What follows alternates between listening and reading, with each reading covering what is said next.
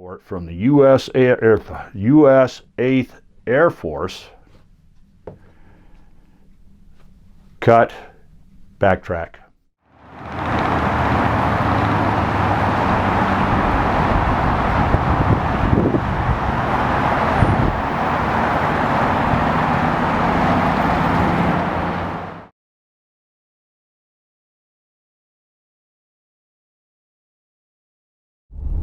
Hello, and welcome to my channel. I'm Charles Abels, local photographer in and around Prescott Valley, Arizona. I hope you enjoy this presentation.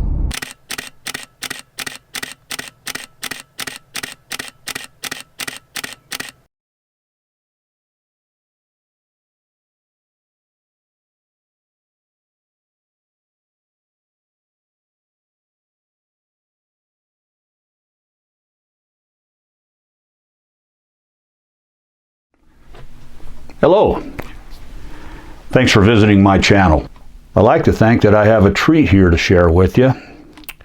And what I'm going to talk about is this beautiful 1936 Leica III Model F with a collapsible Summar F 5cm 1 and 2.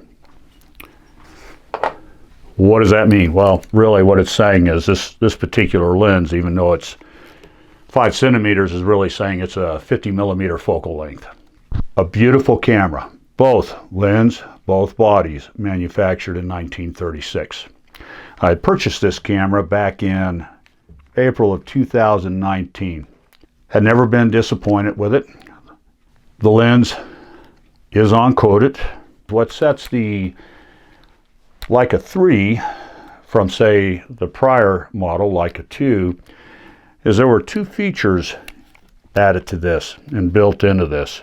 I want to share those with you, as well as a couple of few other characteristics. But one characteristic that made this a Leica 3F is we have a slow speed dial. This is where it's actually where you can adjust down below the 1/20th of a second. And then the second feature, which for me I do use, and I think it's really remarkable, the advancement of its times, is on the back side with Leica cameras, because it's a rangefinder. You had two viewfinder ports, you might say. On one side, which as you look at it would be on your left side, this is what the viewfinder, or the view you would use to focus your camera. What Leica added was this 1.5 times magnifier to help you zoom in a little closer on the subject and then focus on it. I love this feature. This is great, and believe me, I've used it many a times. And then of course, off on the other side is the viewfinder you would use to compose your pictures. Now, some other characteristics. It is a rangefinder camera, so you will have your focus knob right here. So if you're aiming in and focusing, you would focus on the lens, the knob, go over to your viewfinder and then snap your shot. The aperture is in the lens, built in. It is right here, and it's from f2, the widest opening this lens will do, all the way down to f12.5. Other characteristics, you'll see we have the film advance right here. This is what advances the film. Then you have your film counter here, right below that you always have to adjust to make sure you started at 0 when you load up your roll of film. You have here your shutter button. Next to that is your film release. Once you're done with the roll, you flip the switch, release the film or the gearing in there. So then you can come over here to the rewind knob and rewind the roll into your spool.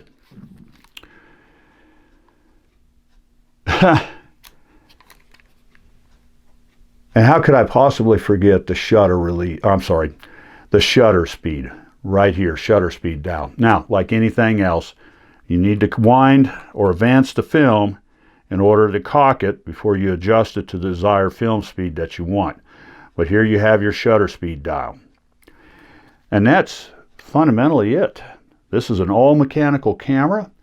Everything is mechanical, and it would be helpful that should you decide you want to explore mechanical rangefinder cameras, that you learn a little bit about exposures and how to work with it. And that is fundamentally it. What do I really want to talk about with this camera? Is there is a flaw on the back side of it. And the flaw, at first when I saw it, after I received the package and opened it up, the flaw did upset me at first. I was surprised. I didn't see it in the pictures as I was reviewing I was thinking about purchasing this camera, and that was one thing I didn't review in the pictures. And ordinarily, I'm very good about reviewing the photographs that the seller may put on, so I could have a close look at that. And if I have any questions, I can ask them the questions and things of that nature. But I did not catch this flaw. And so what I'm going to share with you is what was scribed on the top plate rear here. That sent, how can I best say this? Because of my fondness for history, I had an immediate understanding and excitement of what this scribe meant when I read it. And it says, on the backside, James Allen Ray, Berlin, 1945.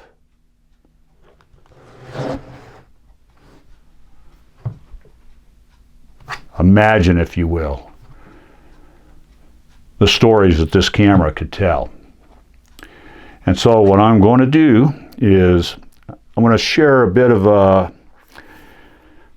the next portion of this presentation is to share some facts, shares some opinions, and share some speculation on what I think this camera, the stories that this camera can share or tell if it could, before I got my hands on it. The next portion of this presentation is I'm going to share photographs of the Prescott's 2022 Veterans Day Parade that I photographed with this camera. In addition to that, what I am going to add to this, because the lens is uncoated, is I'm going to throw on this lens hood, and it's an aftermarket lens hood. It's a Hogue lens hood, but it fits on the camera really nice, cinches down with the screw. I have a nice lens cap on here. That way I could pop it off, and so I'm going to use this with my camera. And then in addition to that, because I want to try to get the exposure as perfect as possible, rather than use the Sunny 16 rule or any other rules, I'm going to take this Voigtlander exposure meter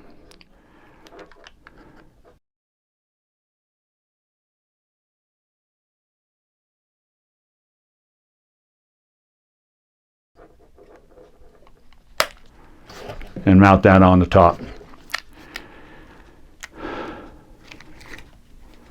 And therefore, here's my setup to photograph the Veterans Day Parade.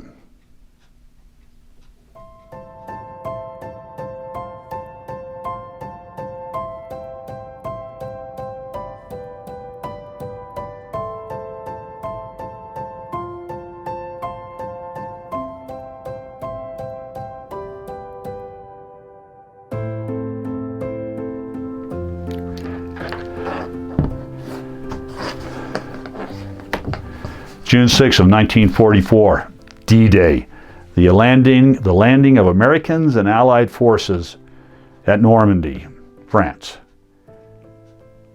The final countdown began with the war in Europe. This is where I'm going to digress a little bit with dates and figures and such, and focus on James Allen Ray. I did find an obituary with his name, a notice. that I found on hand, and I'm still hesitant to say that it is him. However, what I'll do is I'll read the portions of the obituary that leads me to believe that it could be, possibly be. James Allen Ray, February 11th, 2004, late, of Homewood. Mr. Ray was born January 16th of 1926, served in the 273rd Infantry, 69th Division of the U.S. Army during World War II, receiving the Purple Heart Medal and other service medal associated with the European theater. When James Allen Ray landed in France, he would have just been 19 years of age. And here I'm going to share the chronicle of the 273rd Infantry. The 69th Division landed in Le Havre, France, on 24th of January 1945, and then moved to Belgium to relieve the 99th Division 12th February, and hold defensive positions on the Siegfried Line. Division went over the attack 27th February, capturing the high ridge east of Prether to facilitate the Hellenthal-Hellerath Highway. In the rapid advance to the east, the 69th took Schmidtheim and Dahlem on 7th of March. The period from 9 to 21st March was spent mopping up activities and training. The division resumed its forward movement to the west bank of the Rhine, crossing the river and capturing the fortress of Ehrenbreitstein 27th of March. It relieved the 80th Division in Kassel on 7th April, seized Halnerwirch, Mulden on the 8th of April, and Wessenfeld on the 14th against sharp opposition, and captured Leipzig on the 19th of April.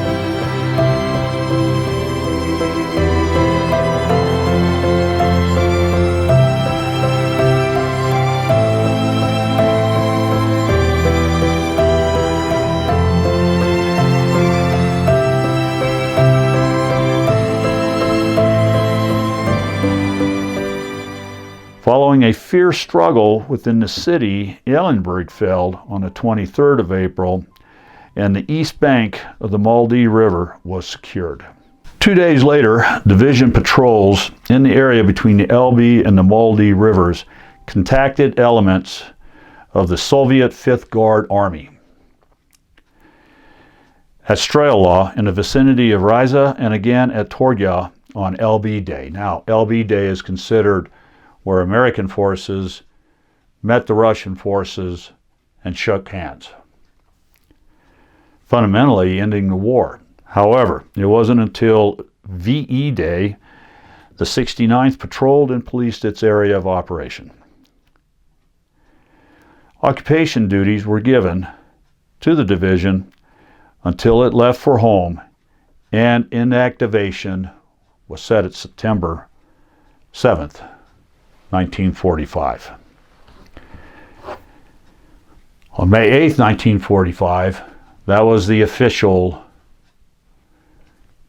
surrender, VE Day, as it were, with Germany's signature. And then it wasn't until July 4th of 1945, U.S. troops entered at southwest Berlin, taking charge of their occupation sector in Berlin. Was James Allen Ray in that? Was he a part of that? I would like to think he was. And I would like to think this was the very reason he'd come into this camera, because the question would beg, how did he come to get this camera? I mean, I don't know. I could, again, speculate, form an opinion. Well, let's say the family man, or remains of his family, let's say they had this camera. Let's face it, Berlin was devastated at the end of the war. After VE Day, when the American forces entered Berlin, it was just a ghostscape, as it were, a war-torn, devastated city. The economy, frankly, there was no economy. It could be argued, or it could be said, there was bartering, trading, and I would like to think that was the case here when the family, or the family man, money was scarce, traded, sold to a compassionate young soldier at 19, whereby he got this camera. Because at that point in time, this camera was really of no use to a family in Berlin that survived the devastation of war. And so they let this go. That is at least what I think had occurred. James Allen Ray either traded or purchased this camera, and then took it home with him at the end of the war when the 69th Division left Germany and went stateside. I do hope you enjoyed this presentation. My thoughts, my stories about this camera and its travels, and not to forget about the veterans that had served in the military in the past, the present, and the future, and to reflect on that on Veterans Day. So without further ado, I'd like to remind you to subscribe down below, hit that subscribe button, and until next time.